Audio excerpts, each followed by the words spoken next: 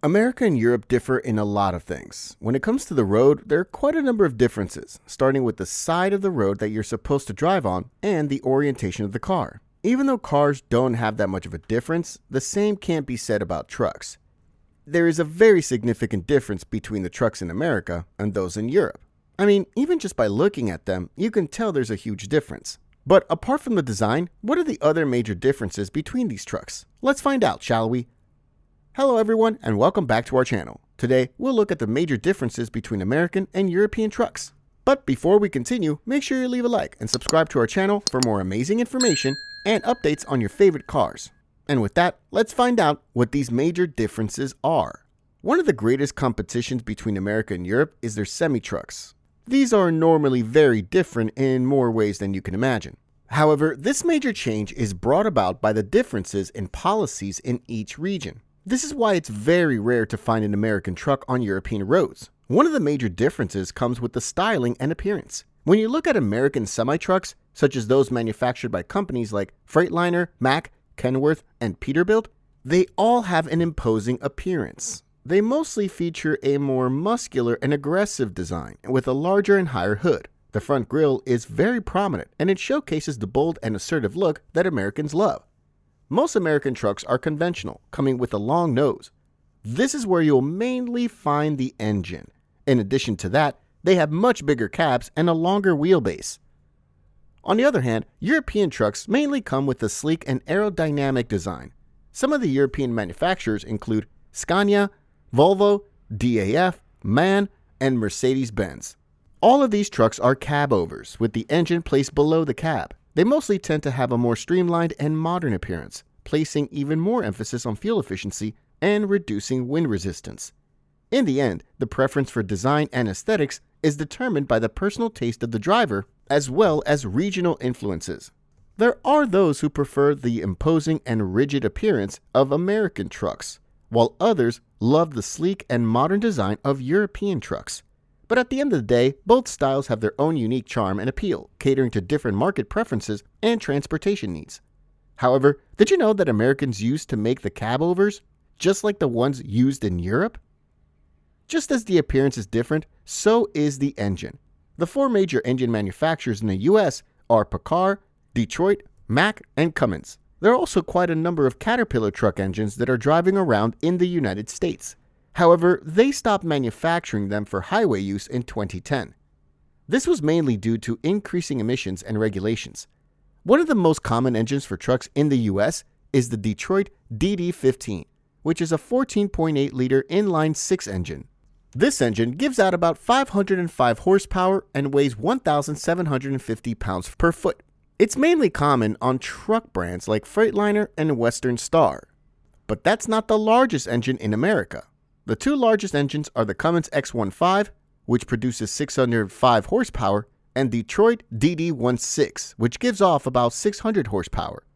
When it comes to European trucks, such as DAF, MAN, Scania, Renault, Iveco, and Mercedes-Benz, they're mostly available with their own version of a truck engine. The European engines have an output range of around 440 horsepower to 640 horsepower. However, there are companies like Volvo and Scania that are separating from the other brands with their massive engines. A great example is Volvo's D16K engine, which is the world's strongest inline-six engine. It's capable of producing up to 750 horsepower and is available on the Volvo FH models. Another great option for the European market is the even bigger Scania V8, which produces 770 horsepower. This is the strongest truck engine produced in Europe.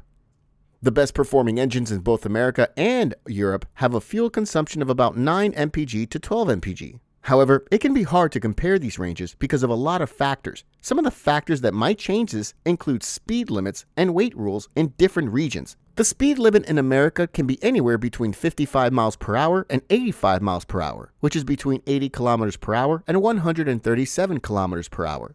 In addition to that, they also have a limited gross weight of about 80,000 pounds, which is about 36 tons. On the other hand, the speed limit in most of Europe is about 50 miles per hour, which is about 80 kilometers per hour. They also have a gross weight that can vary greatly per country, but it mostly ranges from 88,000 pounds to over 200,000 pounds, which is about 40 to 44 tons. Now that we've seen where its power comes from, what about the comfort and driver experience?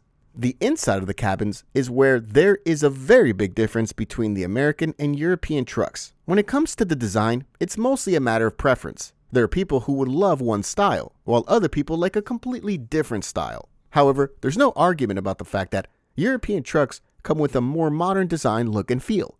This doesn't necessarily mean that they're better, but they are significantly more modern. On the other hand, there are some American trucks that have an up-to-date interior with the same functions as those as the European trucks.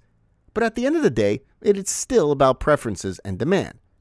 Both European and American trucks come with some options, such as a microwave, fridge, skylight window, table TV, and even bunks.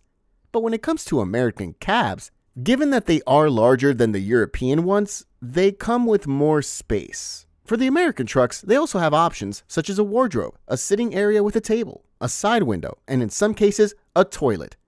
If we were to look at the space of each truck, American trucks win this round. But when it comes to technology, European trucks seem to be more modern. It's mandatory that each truck company test the safety of their cabs. This means several crash tests before being approved for use. Each truck is fitted with a high amount of safety equipment, as well as a number of airbags. However, the numbers are not released to the public concerning the tests, so we can't really compare which trucks are more secure than the others. Because of this, we can't really say with certainty that conventional cabs are safer than cabovers. However, by looking at the designs, we can tell that the conventional cabs are relatively safer because of the long hood in the front, which gives the truck some sort of crumple zone between the driver and whatever else is coming at the truck. On the other hand, for a cabover, there's nothing between the driver and the outside part from the windshield. However, European trucks deal with this by adding a number of safety technologies. In fact, European trucks are known to be at the forefront of incorporating advanced safety technologies. They mainly offer a range of advanced driver assistance systems, some of which include adaptive cruise control, emergency brake assist, lane departure warning, and collision mitigation systems, among others. When it comes to maintenance and reliability, American trucks tend to have lower maintenance costs compared to European trucks. American truck brands place more emphasis on simplicity and ease of maintenance. Because of this, they have lower repair and maintenance expenses.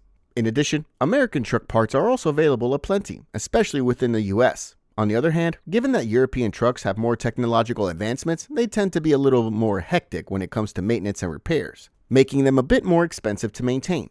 There are quite a number of differences between American and European trucks, and while some of them are very clear, such as the design, there are others that we don't know of. But what do you think of these differences? Feel free to share your thoughts in the comments below. And before you go, make sure you leave a like and subscribe to our channel for more amazing updates and information on your favorite cars. Thanks for watching, and I'll be seeing you in the next one.